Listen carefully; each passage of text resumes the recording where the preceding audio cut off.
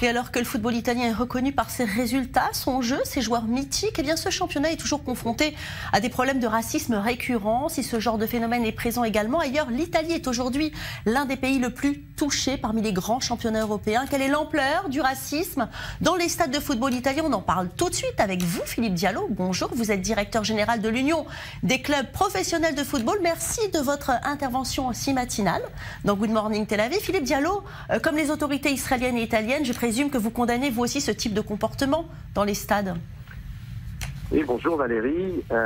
Effectivement, je pense que face à l'antisémitisme et plus généralement au racisme, la condamnation peut-être que sans réserve, parce que ce type d'acte est d'une part totalement contraire aux valeurs que doit porter le sport. Le sport, c'est du respect, c'est de la tolérance, et là, on est à l'opposé de ces valeurs.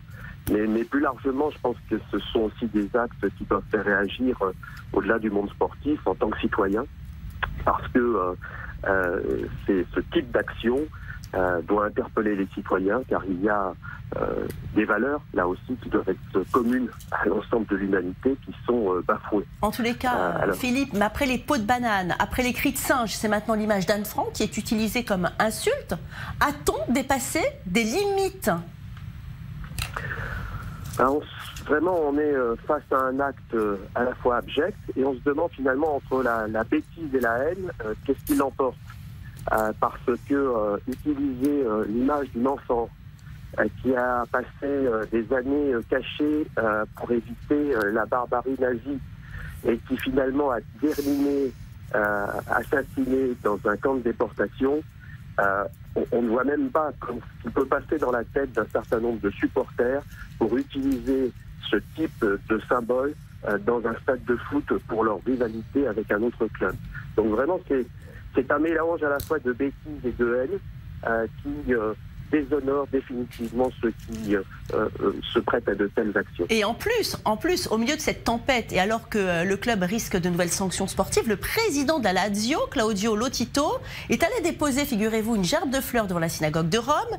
Et cela encore ajouté à la polémique, un enregistrement a été divulgué au public. Le président Lotito aurait exprimé le fait que sa visite à la synagogue était finalement une mise en scène.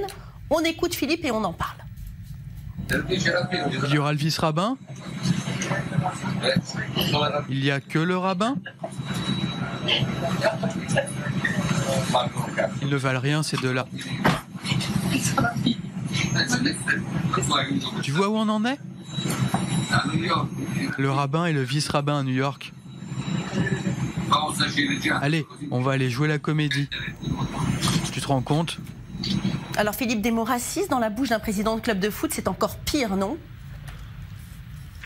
En tout cas, l'enregistrement que je prends connaissance est d'une certaine manière terrible, parce que quand on est dirigeant, président d'un club, on a un devoir supplémentaire d'exemplarité, puisque la responsabilité de la direction, des valeurs, de l'image d'un club, et puis aussi des gens qui soutiennent ce club, eh bien c'est le président qui doit donner cet exemple. Et là, effectivement, à travers les propos que vous rapportez, il semblerait que l'exemple n'est pas celui que nous attendrions. En tout cas, le club va amener chaque année 200 jeunes supporters au camp de concentration d'extermination d'Auschwitz, où Anne Frank a été déportée. Vous pensez que c'est la solution, ça, pour lutter, Philippe ? Je pense en tout cas que tout ce qui peut entretenir la mémoire de cette horreur de la Shoah qui a frappé l'ensemble de l'humanité va dans le bon sens. Maintenant, je crois que c'est évidemment insuffisant, parce qu'on ne peut pas laisser perdurer dans des stades de football des actes antisémites ou racistes. Et donc il y a un moment où effectivement la question des sanctions, de l'identification des auteurs de tels actes, des sanctions pénales contre ces gens-là se pose. Et donc là, il y a une action effectivement extrêmement ferme qui doit lier à la fois les autorités du football et les autorités de l'État pour trouver les gens qui se prêtent à de telles actions et les condamner le plus fermement possible.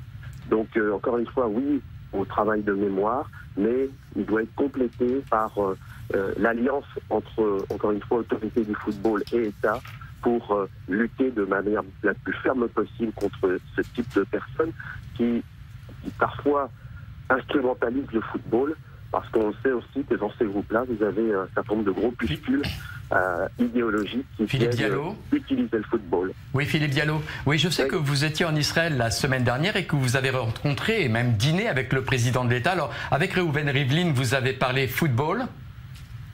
Oui, absolument. C'est un fan de football qui mène d'ailleurs des actions je dirais de promotion de la jeunesse et d'entretien justement des vraies valeurs du football, de partage, de tolérance.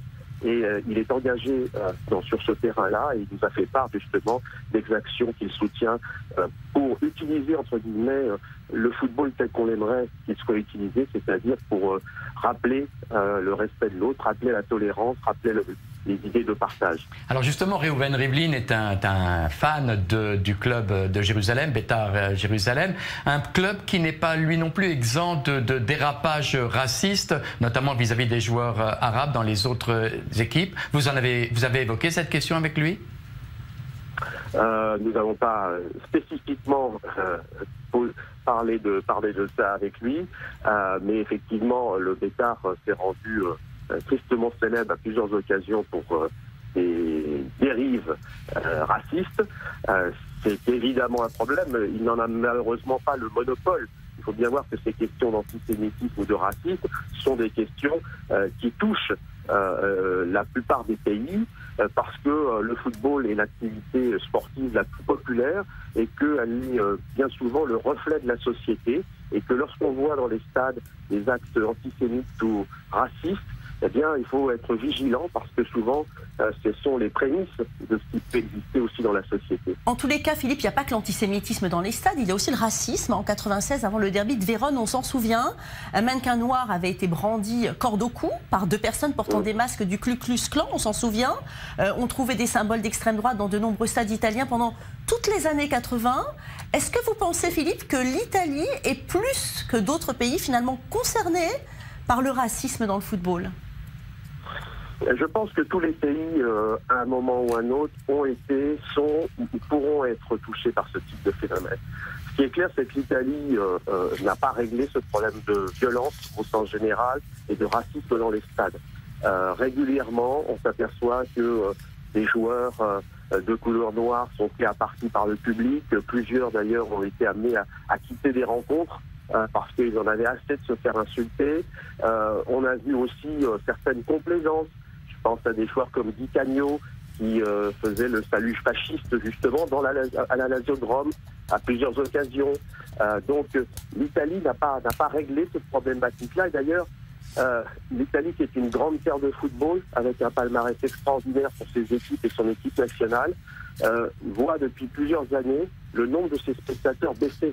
Oui. Les Italiens eux-mêmes commencent à se lasser d'aller dans des stades de football où la violence et le racisme ont leur place. Et sur les terrains de foot français, Philippe, des cas d'antisémitisme et de racisme, je présume que ça existe. Qu'est-ce que vous faites pour lutter? Malheureusement, nous avons été touchés par la violence, par l'antisémitisme ou le racisme. Certains se souviennent qu'au Paris Saint-Germain, il y a quelques années, les actes de violence ont entraîné 2 années de suite le décès de supporters. Donc nous ne sommes pas exemptés de ce type de problématique. Et notre action, elle a porté à la fois sur des actions, je dirais, travail d'information et de pédagogie avec les associations telles que la LICRA en France, qui travaille beaucoup sur ces phénomènes de racisme. On a fait beaucoup de travail, y compris sur la jeunesse. Et puis, le deuxième volet, c'est celui de la répression.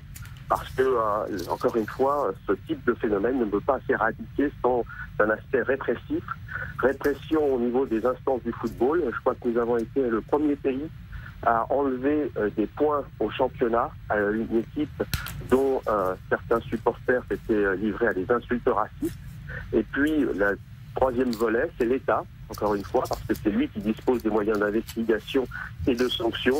Et l'État, je dirais, nous a beaucoup appuyés en durcissant de manière très ferme son arsenal de sanctions, notamment à travers les interdictions de stade et les condamnations pénales. Merci Philippe Diallo d'être intervenu dans Good Morning Tel Aviv.